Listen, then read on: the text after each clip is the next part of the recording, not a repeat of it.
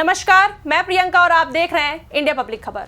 लोकप्रिय लोक गायिका मैथिली ठाकुर अब राजनीति में कदम रख चुकी हैं। बिहार विधानसभा चुनाव 2025 में वे भारतीय जनता पार्टी के टिकट पर दरभंगा जिले की अलीनगर सीट से चुनाव लड़ रही हैं। 25 वर्ष की उम्र में ही मैथिली ठाकुर ने संगीत की दुनिया में अपनी खास पहचान बनाई है और अब राजनीति में उनका यह नया कदम चर्चाओं में है। बिहार के मधुबनी जिले में 25 जुलाई 2000 को जन्मी मैथिली ठाकुर का बचपन संगीत के सुरों से जुड़ा रहा। उनके पिता रमेश ठाकुर खुद एक शास्त्रीय संगीतकार हैं, जिन्होंने बचपन से ही मैथिली को संगीत सिखाया।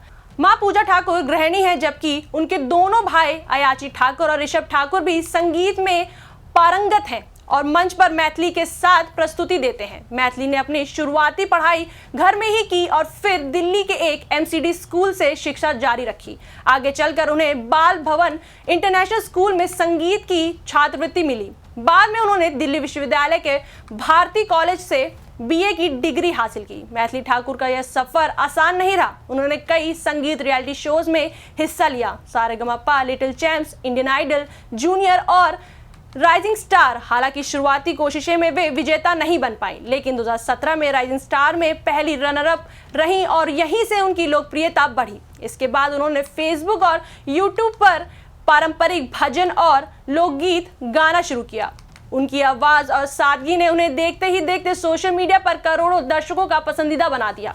मैथिली की खासियत यह है कि उन्होंने मैथिली, भोजपुरी, अवधी, हिंदी और संस्कृत में भी गीत गाए हैं। एक रिपोर्ट के मुताबिक मैथिली ठाकुर अब हर लाइव शो या स्टेज परफॉर्मेंस के लिए 5 से 7 करोड़ रुपए तक का पारिश्रमिक लेती हैं। यह उनकी मेहनत और लोकप्रियता का प्रमाण है। मैथिली ठाकुर को भारतीय संस्कृति और लोक परंपरा को आगे बढ़ाने के लिए कई सम्मानित पुरस्कार मिले हैं। साल 2021 में संगीत नाटक अकादमी में उन्हें उस्ताद बिस्मिल्लाह खान युवा पुरस्कार से सम्मानित किया गया। यह भारत में युवा कलाकारों को दिया जाने वाला एक बेहद प्रतिष्ठित सम्मान है।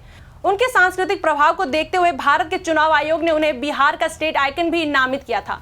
इस भूमिका में मैथिली ने लोगों को मतदान के प्रति जागरूक करने का काम किया। लोकप्रियता मिलने के बावजूद मैथिली ठाकुर ने बॉलीवुड से दूरी बनाए रखी। उन्होंने कहा था कि वे अनुचित माहौल में काम नहीं करना चाहती। सुशांत सिंह राजपूत की मौत के बाद उन्होंने खुलकर बॉलीवुड की संस्कृति पर सवाल उठाए और कहा कि वे फिल्मी गीतों के बजाय लोक और भक्ति संगीत से ही आगे बढ़ना चाहेंगी। हालांकि 2024 में उन्होंने एक अपवाद बनाया और अजय देवगन, तब्बू और जिमी शेरगिल अभिनीत फिल्म औरों में कहा दम था के लिए किसी रोज नामक गीत गाया। इस फिल्म का संगीत ऑस्कर विजेता MM किरवानी ने दिया था। अब मैथिली ठाकुर राजनीति में कदम रख चुकी हैं। बीजेपी ने उन्हें अलीनगर विधानसभा सीट से उम्मीदवार बनाया है। उनके समर्थकों का मानना है कि जिस तरह उन्होंने संगीत के माध्यम से लोगों के दिलों में जगह बनाई, उसी तरह वे राजनीति में भी ईमानदारी और संस्कृति की आवाज बनेंगी। उनकी लोकप्रियता सिर्फ बिहार तक सीमित नहीं है। नेपाल, झारखंड और पूर्वी उत्तर प्रदेश में भी उनके गानों की बड़ी फैन फॉलोइंग है। सोशल मीडिया प्लेटफॉर्म पर उनके करोड़ों व्यूज और लाखों फॉलोअर्स हैं। मैथिली ठाकुर की कहानी सिर्फ एक कलाकार की नहीं, बल्कि मेहनत, प्रतिभा और आत्मविश्वास की मिसाल है।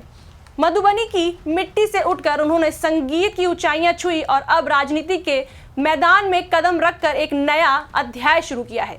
चाहे लोकगीतों के मंच पर हो या विधानसभा के चुनावी मैदान में, मैथिली ठाकुर अब भी वही हैं जो अपनी जड़ों और संस्कृति से गहराई से जुड़ी हैं। उनका यह नया सफर यह साबित करता है कि कला और राजनीति दोनों ही रास्ते समाज की सेवा के लिए हैं। बस नीयत और नजरिया साफ होना चाहिए।